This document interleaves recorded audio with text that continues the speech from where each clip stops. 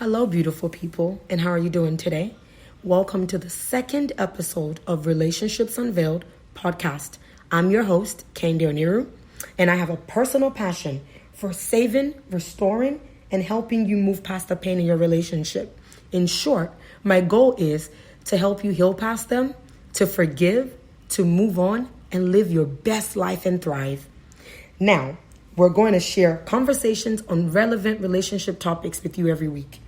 Today's topic is how to maintain your personal identity in your marriage or relationship.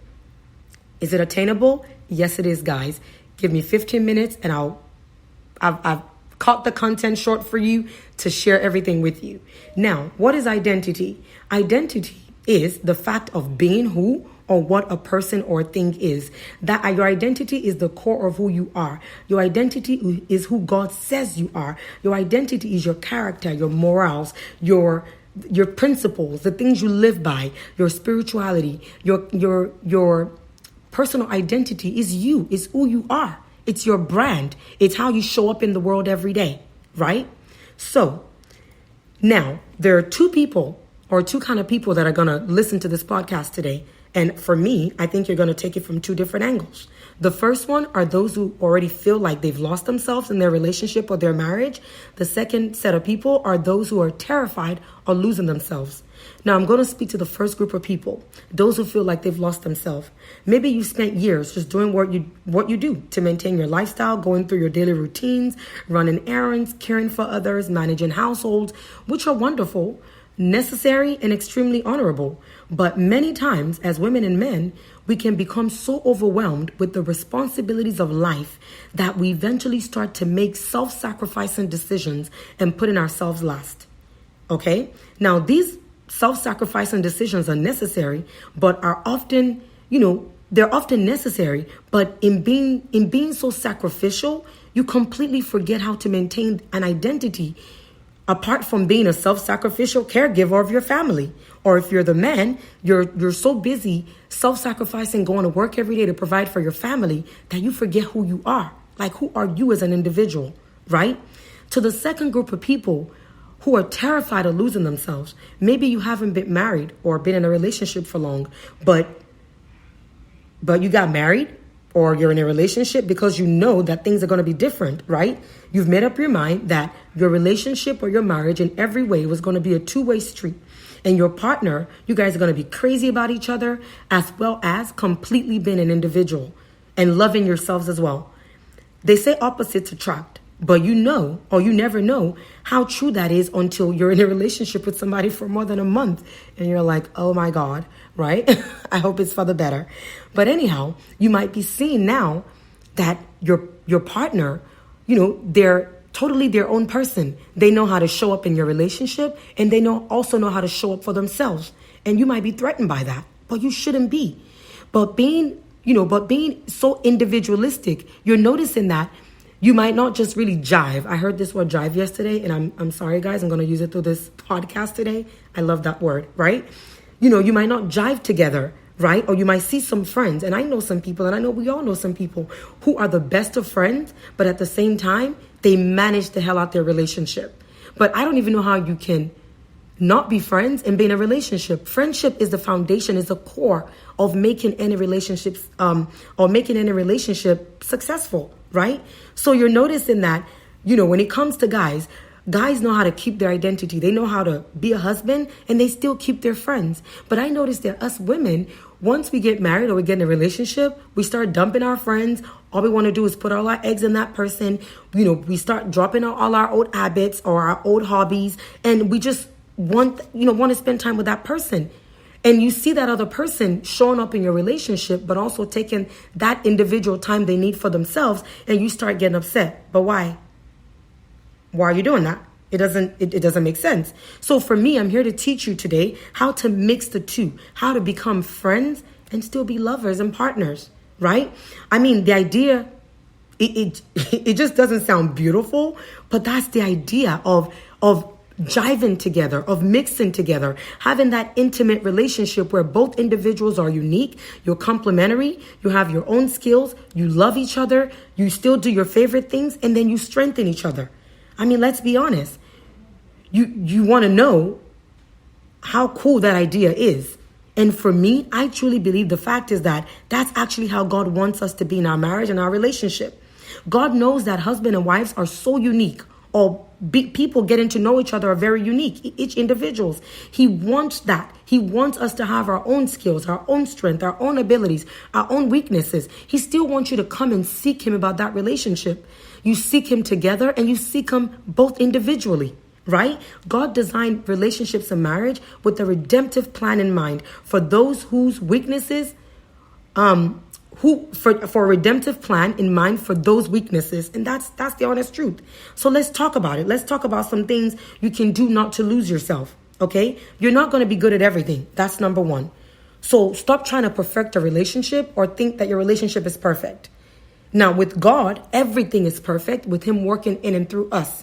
But through our own strength, we're not perfect people. We're flawed human beings, and it's okay. The intention is to work in perfection every day and try your best being the best person that you can be so that that person shows out in the world with a little grace and a little compassion. I mean, for example, I saw something this morning as I was doing some research with Kim and Kanye and, with this mental issue. And for me, I'm a big advocate for mental awareness. But Kim said, just give him a little grace. And I believe that's what we need in this world.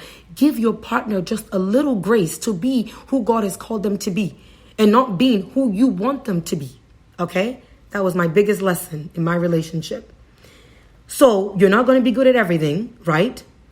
I've come up with several ways that we can maintain our personal identity, even years of living self-sacrificially for those we love, all while maintaining a close jiving, yes, I said it again, jiving relationship with your partner.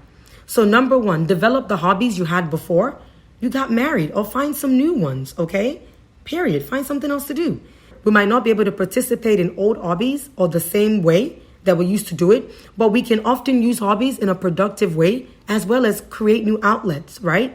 Number two, do the things that scare you a little bit with or without your spouse, period, okay? Do it. Find something to do. Do it together, but find something to do on your own. Keep yourself up, but do it your way. Okay? Keep yourself up, but do it your own way. Don't go get surgery because you want to look good for a man. Do it because you want to do it. Do it because you want to look good for you. Period. So keeping up yourself will look differently for different people, but that's you. Do it for you. Number 4, create time to seek Christ. Read, pray, meditate alone and together. That is so important.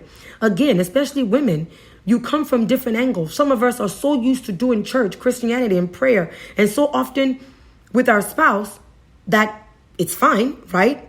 But sometimes it might feel uncomfortable if we have to do it alone.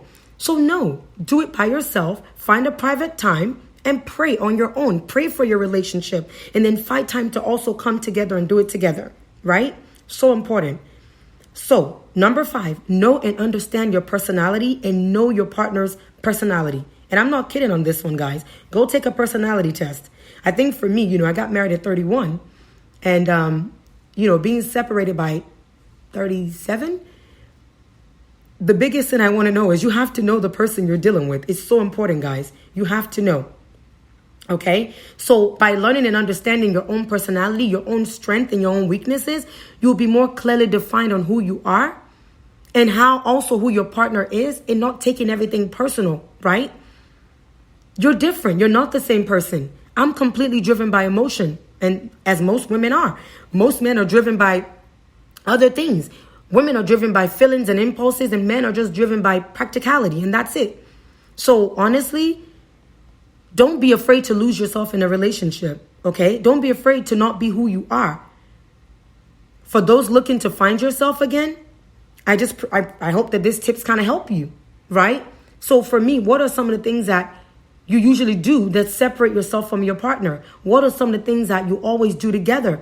Do you have ways of sharing conversations? Have a conversation. Everything for me, it's a conversation. And I believe that's the reason why a lot of people are losing their identity in their role in their relationship and leading to separation and divorce, because very often couples gradually go through a 3-step process and they lose their individuality and they morph into this respective roles in their marriages and things of sort. So you have to know that you cannot lose yourself in your relationship, but instead you need to grow together. You need to find your own voice, find who you are. And it's okay to also just do things alone. You don't need to be glued to the partner all the time. You need to find some sort of independence for yourself, guys. And that's really the honest truth. So there's absolutely nothing wrong with taking responsibility of certain roles within your marriage or your relationship. But this is a part, okay, of that relationship that naturally constructs itself. So if couples aren't careful, this natural occurring process can slow you down without even realizing or recognizing that, oh my God, my partner is not allowing me to do this. So for men and for women, quit trying to change each other. Instead, just love each other, love on each other, and keep getting to know each other while still getting to know we don't know the work to do. But the only way to keep building your identity is to keep knowing who you are, knowing the things that you love, knowing the things that drive you, knowing the things that move you, and knowing that you're still an individual on your own, aside from the person that you're married to, right? So when you lose your identity and a sense of self, when you're in a relationship, the loss can truly manifest itself in the roles that you play as a partner or to your partner. So some early signs that you might be losing your identity, which I'm going to share now, are you used to be together. You're always on top of everything. Now you're distracted, always thinking about your relationship, and not thinking about the rest of your life. And that's why this is so important, the narrative that we're teaching the next generation. I have daughters. I'm a girl mom. So for me, I'm not teaching my daughter that, oh, you must get married. That's the first thing. That's what God wants us to do. God, I pray for marriage for them. But what I want them to do is first learn the life skills, love themselves, work, get to know themselves so that they can show up in that relationship. Get rid of any baggages, any drama, whatever it is. And you only get rid of that by self-discovering yourself, by knowing yourself, by spending time with yourself, by knowing your likes and dislikes, by knowing what ticks you off, what doesn't, before you now, show up in that relationship as a whole person. We need to start dealing with baggages, guys, before we start committing ourselves to relationships. Two people with baggages, I don't know where are you headed? And I think that was, we spoke about that in the first episode. Can two or more walk together if they don't agree? So start doing the work with yourself, and then you do it together as partners. Some other signs that you might be losing yourself will be you let yourself get talked into doing things you don't really want to do. Your close friend starts finding behaviors odd, right? That are odd about you. You don't know what to do with yourself because you need him to tell you. Your love-struck antics have started to annoy your friends. You start turning down invitations from your friends just to be with your spouse all the time. So with so much going on in your daily life, it can be a struggle to hang on to your individuality. But the good news is that it's never too late to get that identity back, either in your relationship or after it's ended. So here are some tips to have a healthy relationship with your partner. Why not losing yourself in the process?